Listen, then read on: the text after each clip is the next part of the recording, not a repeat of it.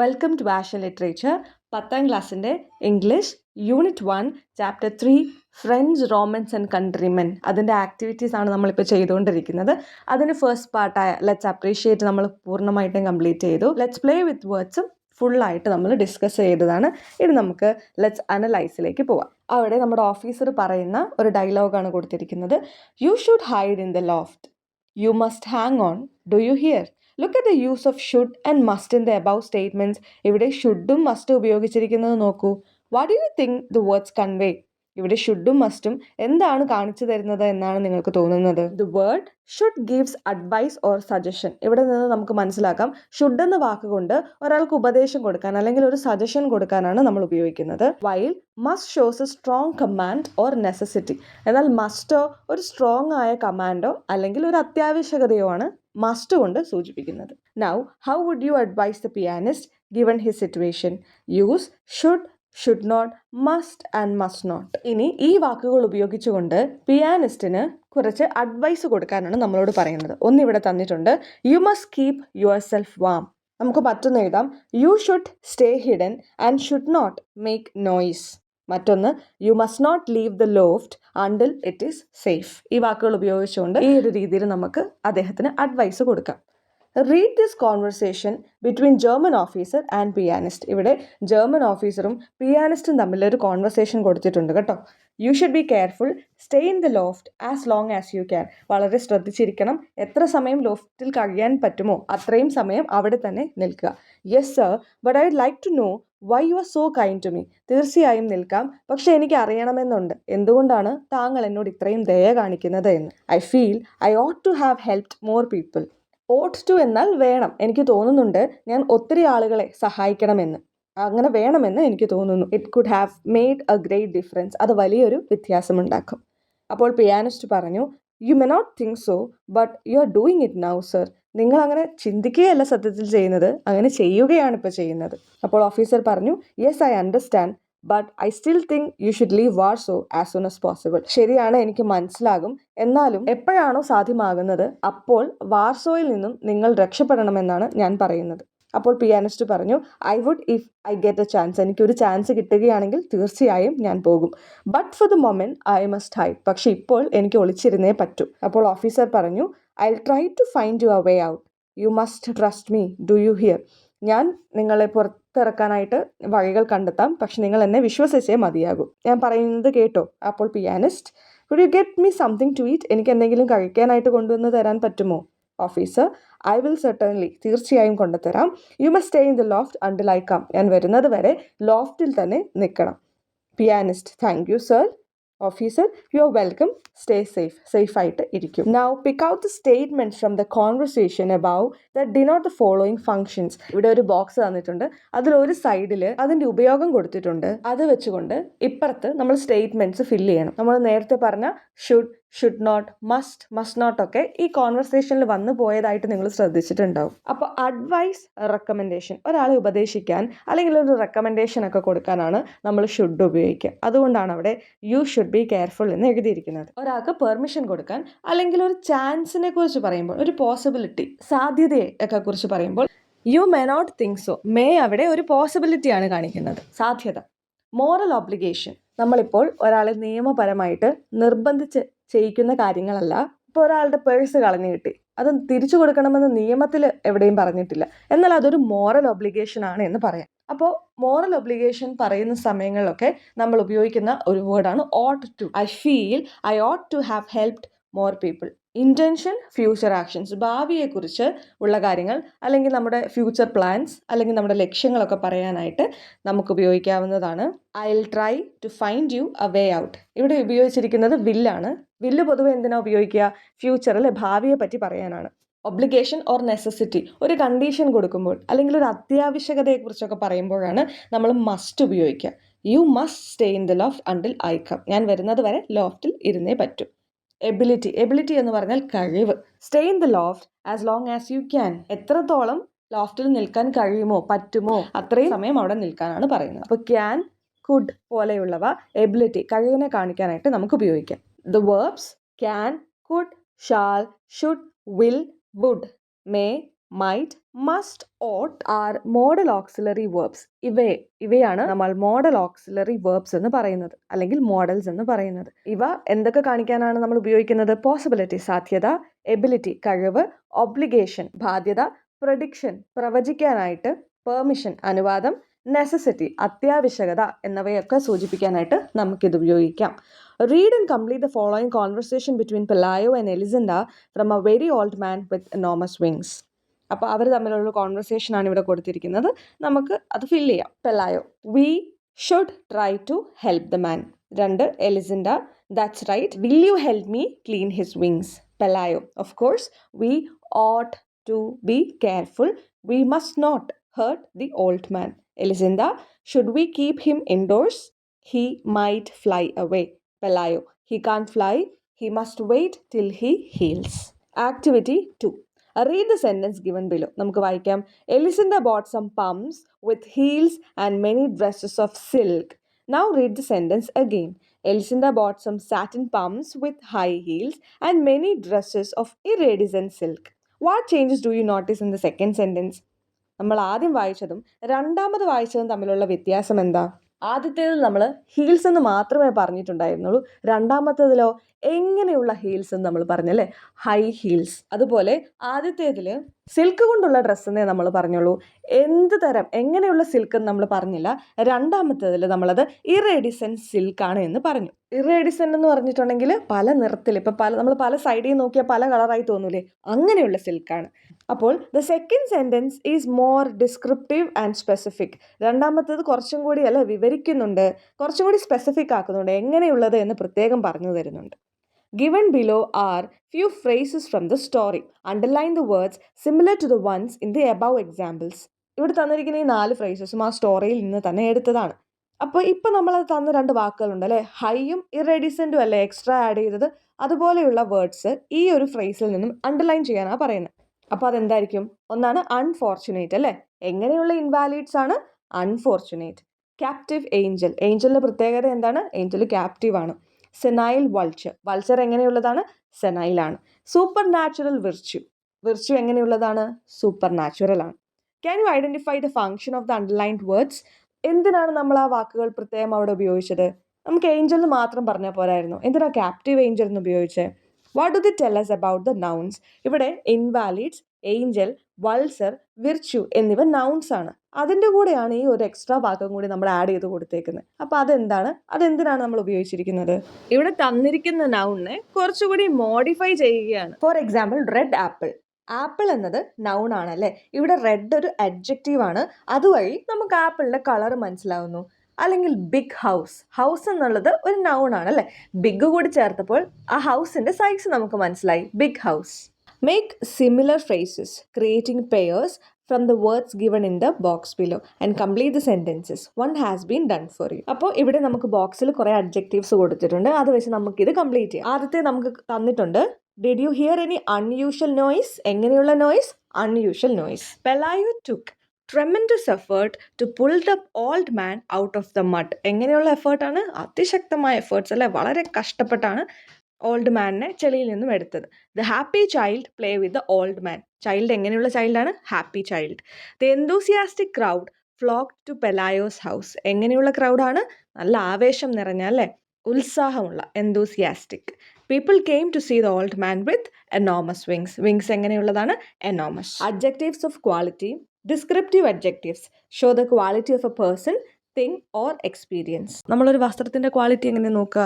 അതിൻ്റെ ടെക്സ്ചർ എങ്ങനെയാണെന്ന് നോക്കുക അല്ലേ. സ്മൂത്ത് ആണോ, ഹാർഡ് ആണോ, കളർ ഏതാണ്, ബിഗ് സൈസ് ആണോ, സ്മോൾ സൈസ് ആണോ എന്ന് നോക്കും. അതുപോലെ ഒരു വസ്തുവിൻ്റെ അല്ലെങ്കിൽ ഒരു ആളുടെ അല്ലെങ്കിൽ ഒരു എക്സ്പീരിയൻസിൻ്റെ ഒക്കെ ക്വാളിറ്റിയെക്കുറിച്ച് ഡിസ്കസ് ചെയ്യുന്ന സമയത്ത് നമ്മൾ ഉപയോഗിക്കുന്ന അഡ്ജക്റ്റീവാണ് adjectives of quality. You might have visited a picnic spot recently. നിങ്ങൾ അടുത്ത് എവിടെയെങ്കിലും ഒരു പിക്നിക്ക് പോയിട്ടുണ്ടാവും. Describe your experience. What made the trip memorable? എന്തായിരിക്കും ആ ട്രിപ്പ് നിങ്ങൾക്ക് അത്ര ഓർത്തിരിക്കാൻ കാരണമായത്? Try to use many adjectives of quality as possible in your description. അപ്പോൾ നമുക്ക് എഴുതാം, last weekend we visited a beautiful green valley for a picnic. ഈ ഒറ്റ സെൻറ്റൻസിൽ തന്നെ നമുക്ക് അഡ്ജക്റ്റീവ്സ് ഉണ്ടല്ലേ. ഏതൊക്കെയാണത്? ബ്യൂട്ടിഫുളും ഗ്രീനും, രണ്ടും വാലി എന്ന നൗണിൻ്റെ ക്വാളിറ്റി കാണിക്കുന്ന അഡ്ജക്റ്റീവ്സ് ആണല്ലേ. The weather was pleasant and sunny. പ്ലസൻറ്റും സണ്ണിയും അഡ്ജക്റ്റീവാണ്. വിത്ത് എ ജെൻറ്റിൽ ബ്രീസ്, ജെൻറ്റിലും അഡ്ജക്റ്റീവാണ്. Blowing through the tall shady trees, ടോളും ഷെയ്ഡിയും അഡ്ജക്റ്റീവ്സ് ആണ്. We sat beside a sparkling clear stream, സ്പാർക്ലിങ്ങും ക്ലിയറും അഡ്ജക്റ്റീവ്സ് ആണ്. And enjoyed a delicious homemade lunch, delicious എന്നത് അവിടെ അഡ്ജക്റ്റീവാണ്. Children played games on the soft grassy ground, സോഫ്റ്റും ഗ്രാസിയും രണ്ടും അഡ്ജക്റ്റീവാണ്. And V clicked many photos with the majestic mountain in the background, majestic എന്നത് അഡ്ജക്റ്റീവാണ്. It was truly a memorable and refreshing day. Both memorable and refreshing, both are adjectives. Read the sentences below. Look at the words highlighted. നമുക്ക് sentence തന്നിട്ടുണ്ട്, highlight ചെയ്ത വാക്ക് ശ്രദ്ധിക്കാനാണ് പറയുന്നത്. Gabriel Garcia Marquez 100 Years of Solitude is an enormously successful novel. ഇവിടെ highlight ചെയ്തിരിക്കുന്ന വാക്ക് enormously എന്നതാണ്. The weather was unusually calm, unusually ആണ് ഹൈലൈറ്റ് ചെയ്തിരിക്കുന്നത്. The hike offered a tremendously breathtaking view of the hill and valley, ഇവിടെ ചെയ്തിരിക്കുന്നത് tremendously ആണ്. To form most adverbs of manner in English we add ly to the adjectives. Adjective ആരെയാ modify ചെയ്യുന്നത്? നൗണിനെ അല്ലേ നമ്മൾ പറഞ്ഞു. അപ്പോൾ ആഡ്വേർബോ വേർബിൻ്റെ കൂടെയാണ് ഉപയോഗിക്കുക. എന്നാൽ ആഡ്വേർബ് വേറൊരു കാര്യത്തിനും കൂടി ഉപയോഗിക്കാറുണ്ട്. എന്തിനാണെന്ന് വെച്ചാൽ അഡ്ജക്റ്റീവിനെ മോഡിഫൈ ചെയ്യാൻ. ഇപ്പോൾ നമുക്ക് ആദ്യത്തെ സെൻറ്റൻസ് നോക്ക്. Gabriel Garcia Marquez 100 Years of Solitude is an enormously successful novel. Novel എങ്ങനെയുള്ളതാണെന്നാണ് നമ്മൾ പറയുന്നത്? സക്സസ്ഫുൾ നോവലാണ്. അപ്പോൾ സക്സസ്ഫുൾ ആണ് അഡ്ജക്റ്റീവ് അല്ലേ? പക്ഷെ അതിൻ്റെ മുന്നിൽ ഒരു കാര്യം കൂടി, എനോമസ്ലി സക്സസ്ഫുൾ. എങ്ങനെ? സക്സസ്ഫുള്ളിനെ നമ്മൾ വീണ്ടും പറയുകയാണ്. അവിടെ നമ്മൾ ly എന്നുകൂടി ചേർക്കുന്നു. അപ്പോൾ അത് ആഡ്വേർബാണ്. രണ്ടാമത്തെ സെൻറ്റൻസ് നോക്കിക്കേ. The weather was unusually calm. Weather എന്താണെന്ന് നമ്മൾ പറയുന്നത്? എങ്ങനെയുള്ള വെദറാ? Calm weather. അപ്പോൾ കാം ആണ് അഡ്ജക്റ്റീവ് അല്ലേ? അതിനെ നമ്മൾ ഒന്നും കൂടി പറയാണ് അൺയൂഷ്വലി കാം. അവിടെ lyയും കൂടി ചേർത്തിട്ടുണ്ട്. അപ്പോൾ അത് ആഡ്വേർബാണ്. മൂന്നാമത്തെ സെൻറ്റൻസ് നോക്ക്. The hike offered a tremendously breathtaking view. എങ്ങനെയുള്ള വ്യൂ ആ? Breathtaking. അപ്പോൾ ബ്രെത്ത് ടേക്കിംഗ് ആണ് അഡ്ജക്റ്റീവ്. എന്നാൽ അഡ്ജക്റ്റീവിനെ നമ്മൾ വീണ്ടും മോഡിഫൈ ചെയ്യാണ്. ട്രെമൻഡസ്ലി ബ്രെത്ത് ടേക്കിംഗ്, അവിടെ ly ഉണ്ട്. അപ്പോൾ അത് ആഡ്വേർബാണ്. അപ്പോൾ to form most adverbs of manner in English we add ly to the adjective. അപ്പോൾ എനോമസ് എന്നുള്ള അഡ്ജക്റ്റീവിനെ നമുക്ക് എങ്ങനെ ആഡ്വേർബ് ആക്കാം? Enormously, unusual, unusually, tremendous, tremendously. അപ്പോൾ ഇത് വെച്ചുകൊണ്ട് നമുക്ക് ഫിൽ ഇൻ ദ ബ്ലാങ്ക്സ് ചെയ്യാം. He could scarcely eat and his eyes had also become so foggy that he went about bumping into post. Pelayo gently threw a blanket over him and let him sleep in the shed. Only then did they notice that he had an extremely high temperature at night. They thought he was going to die, and yet he miraculously survived. The use of adverbs helps to add detail and precision to the language. Already ഉള്ള ഒരു കാര്യത്തിനെ കുറച്ചും കൂടി detail add ചെയ്യാൻ വേണ്ടിയിട്ട് നമുക്ക് adverb use ചെയ്യാം. Complete each sentence using appropriate forms of words given in the box. One has been done for you. അങ്ങനെയാണെങ്കിൽ നമുക്ക് ആഡ്വേർബ് യൂസ് ചെയ്തുകൊണ്ട് തന്നെ അടുത്തതും ഫില്ല് ചെയ്യാം. നമുക്ക് ബോക്സിൽ കൊടുത്തിട്ടുണ്ട് words. John was a quick learner and he quickly grasped the complex concepts. The chef carefully prepared the delicate dish using careful measurement. ഇവിടെ അളവ് എന്നതാണോ പ്രവൃത്തി? പ്രിപ്പയർഡ്, ഉണ്ടാക്കി എന്നതാണോ പ്രവൃത്തി? ഉണ്ടാക്കി എന്നുള്ളതാണ് അല്ലേ? അപ്പോൾ അതിൻ്റെ കൂടെ വേണം lyയിൽ അവസാനിക്കുന്ന ആഡ്വേർബ് വരാൻ. അപ്പോൾ carefully prepared, careful measurements. V enjoyed A perfect summer day and ended it perfectly with a stunning sunset. ഇവിടെ സമ്മർ ഡേ എന്ന് പറയുന്നത് നൗണും എൻഡഡ് അവസാനിപ്പിച്ചു എന്നാണ് പറയുന്നത് അല്ലേ? അത് പ്രവൃത്തിയല്ലേ? എങ്ങനെ അവസാനിപ്പിച്ചു? പെർഫെക്റ്റ്ലി. അപ്പോൾ അതാണ് adverb. Mary is A happy person who laughs happily അല്ലേ? പേഴ്സൺ, വ്യക്തി എന്ന് പറയുന്നത് നൗൺ ആണ്. അപ്പോൾ നമ്മൾ അഡ്ജക്റ്റീവായ ഹാപ്പി കൊടുത്തു. എങ്ങനെയുള്ള വ്യക്തി? ഹാപ്പിയായ വ്യക്തി. ഹു ലാവ്സ്, ലാവ്സ് എന്ന് പറഞ്ഞാൽ പ്രവൃത്തിയാണ് അല്ലേ? അതിനെ മോഡിഫൈ ചെയ്യാൻ നമ്മൾ ആഡ്വേർബ് ആണ് കൊടുക്കേണ്ടത്, ഹാപ്പിലി. അവസാനത്തേത് the nervous host greeted her guests nervously. ഇവിടെ ഹോസ്റ്റ് എന്ന് പറയുന്നത് നൗൺ ആണ് അല്ലെ? ഒരു വ്യക്തിയാണ്. അപ്പോൾ അതിൻ്റെ കൂടെ നമ്മൾ അഡ്ജക്റ്റീവാണ് ചേർക്കേണ്ടത്, നെർവസ്. ഗ്രീറ്റ് ചെയ്യുക എന്ന് പറയുന്നത് പ്രവൃത്തിയാണ്. എങ്ങനെ ഗ്രീറ്റ് ചെയ്തു? അപ്പോൾ നമ്മൾ അവിടെ ആഡ്വേർബ് ആണ് ചേർക്കേണ്ടത്, നെർവസ്ലി. ഇനി നമുക്ക് ലെറ്റ്സ് കൺവേഴ്സിലേക്ക് പോകാം. Activity 1, look at the picture. ആ പിക്ചർ നോക്കിക്കേ. Have you seen such signs on the road? നിങ്ങൾ ഇതുപോലത്തെ സൈനുകൾ റോഡിൽ കണ്ടിട്ടുണ്ടല്ലേ? Yes. How do they help the traveller? എങ്ങനെയാണ് അതൊരു യാത്ര ചെയ്യുന്ന ആളെ സഹായിക്കുക? What are they called? അതിൻ്റെ പേരെന്താ? നമുക്ക് ആ കൊടുത്ത ലെറ്റേഴ്സ് ഒന്ന് അൺസ്ക്രാമ്പിൾ ചെയ്ത് കറക്റ്റ് ഓർഡറിൽ എഴുതി നോക്കാം. അപ്പം നമുക്ക് ആ വേർഡ് കിട്ടും. എന്താണത്? Sign post. How does it help us? എങ്ങനെയാണ് അത് നമ്മളെ സഹായിക്കുക? It help us find our way when we are lost. നമുക്ക് വഴി തെറ്റുമ്പോൾ അവർ നമ്മളെ ഹെൽപ്പ് ചെയ്യും. It shows the direction we need to take. ഏത് ദിശയിലേക്കാണ് പോകേണ്ടത് എന്ന് അത് നമുക്ക് പറഞ്ഞു തരും. Now, read the passages given below and identify the differences in their flow of ideas. ഇവിടെ 2 പാരഗ്രാഫ് കൊടുത്തിട്ടുണ്ട്. ഒറ്റ നോട്ടത്തിൽ അത് സെയിം ആണെന്ന് തോന്നുമെങ്കിലും രണ്ടാമത്തെ പാരഗ്രാഫ് നിങ്ങളൊന്ന് നോക്കുമ്പോൾ അവിടെ കുറച്ച് എക്സ്ട്രാ വേർഡ്സ് കാണാം. രണ്ടാമത്തെ ലൈൻ തുടങ്ങുമ്പോൾ സെക്ഷൻ ബിയിൽ ദെൻ എന്നൊരു വാക്ക് കാണാം അല്ലേ? അത് സെക്ഷൻ എയിലുണ്ടോ? ഇല്ല. അതുപോലെ മൂന്നാമത്തെ ലൈൻ തുടങ്ങുമ്പോൾ സെക്ഷൻ ബിയിൽ നെക്സ്റ്റ് എന്നൊരു വേർഡ് കാണാം. അത് സെക്ഷൻ എയിലുണ്ടോ? ഇല്ല.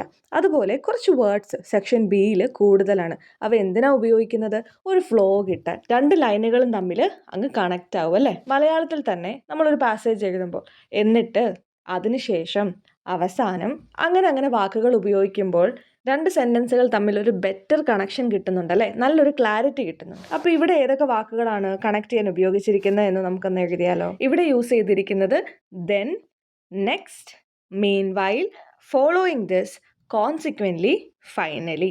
These are known as sign posting expression or linkers. ഇതിനെയാണ് നമ്മൾ സൈൻ പോസ്റ്റ് എക്സ്പ്രഷൻസ് അല്ലെങ്കിൽ ലിങ്കേഴ്സ് എന്ന് പറയാം. നമ്മൾ നേരത്തെ ഒരു സൈൻ പോസ്റ്റ് പറഞ്ഞല്ലേ, കറക്റ്റ് ഡയറക്ഷൻ കാണിച്ചു തരുന്നത്.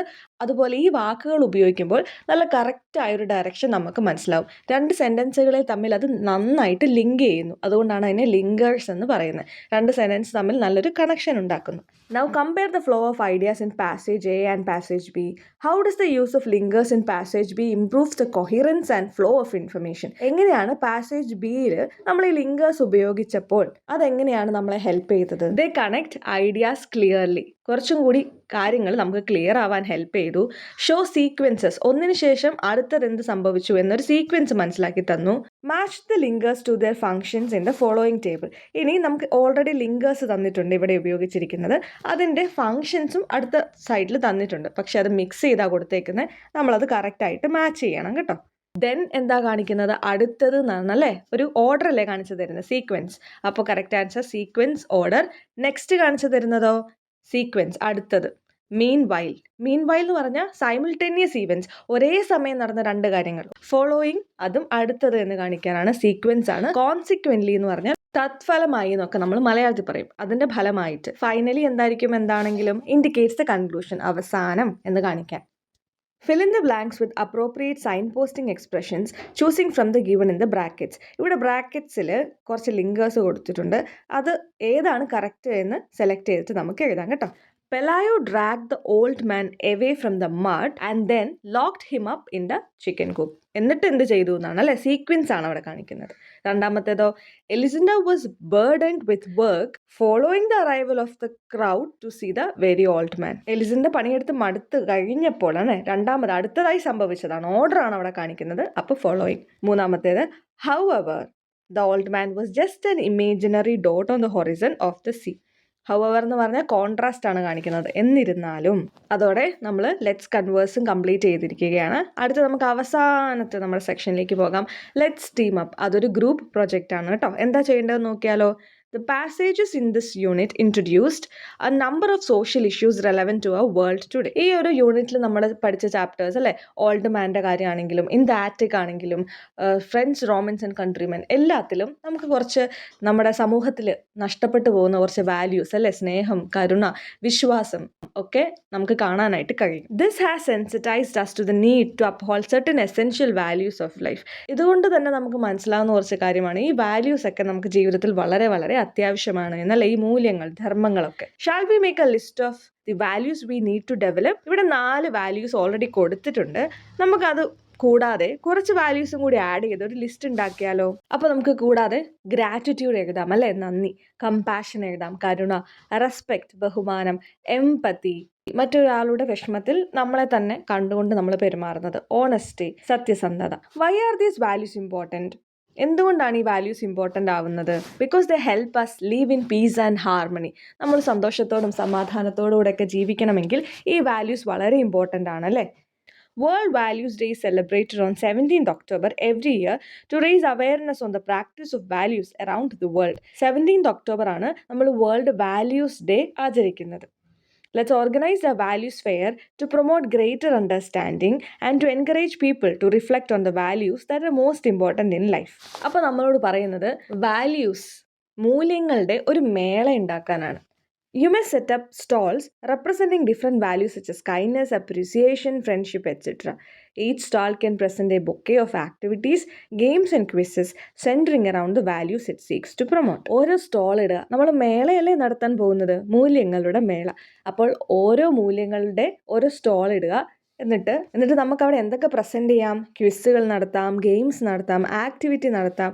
നമ്മുടെ സ്റ്റോൾ ഏത് മൂല്യത്തിൻ്റെയാണോ അതുമായി ബന്ധപ്പെട്ടത്. Now prepare a script for a skit based on these values. Let the values such as kindness, gratitude, etc. be the characters in the skit. Present the skit in your class. അപ്പോൾ അടുത്ത നമ്മുടെ last task എന്താണെന്ന് പറഞ്ഞിട്ടുണ്ടെങ്കിൽ ഒരു skit ഉണ്ടാക്കണം. വാല്യൂസിനെ base ചെയ്തുകൊണ്ട് ഉള്ള ഒരു സ്കിറ്റ്. ഇതിൽ കൈൻഡ്നെസ്സും ഗ്രാറ്റിറ്റ്യൂഡും ഒക്കെ കഥാപാത്രങ്ങളാവണം എന്നാണ് പറയുന്നത് കേട്ടോ. അപ്പോൾ നമുക്ക് ചെറിയൊരു സ്ക്രിപ്റ്റ് നോക്കാം. ടൈറ്റിൽ എന്താണ് നമ്മുടെ സ്കിറ്റിൻ്റെ പേര്? The missing piece, friendship, gratitude, compassion, honesty, acceptance. ഇത്ര ആളുകളാണ് നമ്മുടെ ക്യാരക്ടേഴ്സ്. നമ്മൾ തുടങ്ങുകയാണ് സ്ക്രിപ്റ്റ്. സീൻ എന്ന് പറയുന്നത് ഒരു ക്ലാസ് റൂം ഉണ്ട്. 5 ക്യാരക്ടേഴ്സ് ഇങ്ങനെ വട്ടത്തിൽ നിൽക്കുന്നുണ്ട്.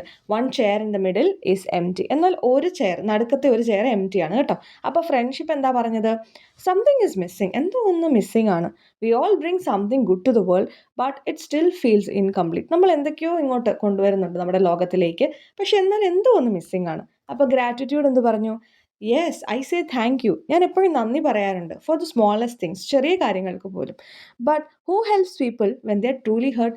പക്ഷെ അവർക്ക് എന്തെങ്കിലും സംഭവിക്കുമ്പോൾ, അവർക്ക് എന്തെങ്കിലും പരിക്കൊക്കെ പറ്റുമ്പോൾ ആരവരെ ഹെൽപ്പ് ചെയ്യുക? അപ്പോൾ കമ്പാഷൻ പറഞ്ഞു. ദാറ്റ്സ് മീ, അനുകമ്പ. അല്ലേ? അനുകമ്പ എന്നാ പറഞ്ഞത്? അത് ഞാനാണ്. I comfort those who are hurting even in silence.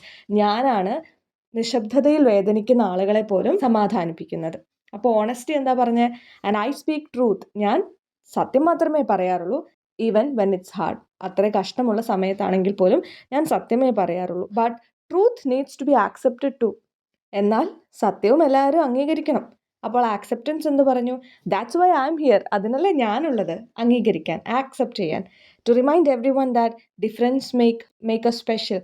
അതിനാണ് ഞാനുള്ളത്. നമ്മളെല്ലാവരും വ്യത്യസ്തരായതുകൊണ്ടാണ് നമ്മളൊക്കെ സ്പെഷ്യൽ ആയത് എന്ന് എല്ലാവരെയും ഓർമ്മിപ്പിക്കാൻ, എല്ലാവരെയും ആക്സെപ്റ്റ് ചെയ്യാൻ, അത് തോന്നിപ്പിക്കാനായിട്ടാണ് ഞാൻ ഈ ലോകത്തിലുള്ളത്. അപ്പോൾ ഫ്രണ്ട്ഷിപ്പ് എന്ത് പറഞ്ഞു? But how do we all stay together? നമ്മളെല്ലാവരും എങ്ങനെ ഒന്നിച്ച് നിൽക്കുക? ഫ്രണ്ട്ഷിപ്പ് അതാണല്ലേ. ഫ്രണ്ട്ഷിപ്പ് അതിനെക്കുറിച്ചാണ് ചിന്തിക്കുക. അപ്പോൾ ഗ്രാറ്റിറ്റ്യൂഡ് എന്ത് പറഞ്ഞു? By appreciating each other. എല്ലാവരോടും നന്ദി പറഞ്ഞുകൊണ്ട്, എല്ലാവരെയും അഭിനന്ദിച്ചുകൊണ്ട്. ഗ്രാറ്റിറ്റ്യൂഡും അതിനെക്കുറിച്ചാണ് ചിന്തിക്കുക അല്ലേ. അപ്പോൾ ഓണസ്റ്റി എന്ത് പറഞ്ഞു? By trusting each other. എല്ലാവരെയും വിശ്വസിച്ചുകൊണ്ട്. അപ്പോൾ compassion by caring one another. മറ്റുള്ളവരെ കെയർ ചെയ്തുകൊണ്ട്. അപ്പോൾ ആക്സെപ്റ്റൻസ് എന്ത് പറഞ്ഞു? And by welcoming everyone. എല്ലാവരെയും ആക്സെപ്റ്റ് ചെയ്തുകൊണ്ട്. Just as they are. അവരെങ്ങനെയാണോ ഉള്ളത് അതുപോലെ തന്നെ അവരെ ആക്സെപ്റ്റ് ചെയ്തുകൊണ്ട്. അപ്പോഴും അവരെല്ലാവരും നടുക്കുള്ള എംറ്റി ചെയറിലേക്ക് നോക്കി. അപ്പോൾ ഫ്രണ്ട്ഷിപ്പ് എന്ത് പറഞ്ഞു? Now I know. എനിക്കിപ്പോൾ മനസ്സിലായി. The missing piece. എന്താണ് മിസ്സിംഗ് എന്നത്? അത് അസ് വർക്കിംഗ് ടുഗെദർ. അത് നമ്മളെല്ലാവരും കൂടി ഒന്നിച്ച് നിൽക്കുക എന്നുള്ളതാണ്. എന്നിട്ട് എല്ലാവരും എന്ത് പറഞ്ഞു? When the values unite the world becomes right. എല്ലാ മൂല്യങ്ങളും ഒന്നു ചേരുമ്പോൾ ലോകം തന്നെ നന്നായി മാറും.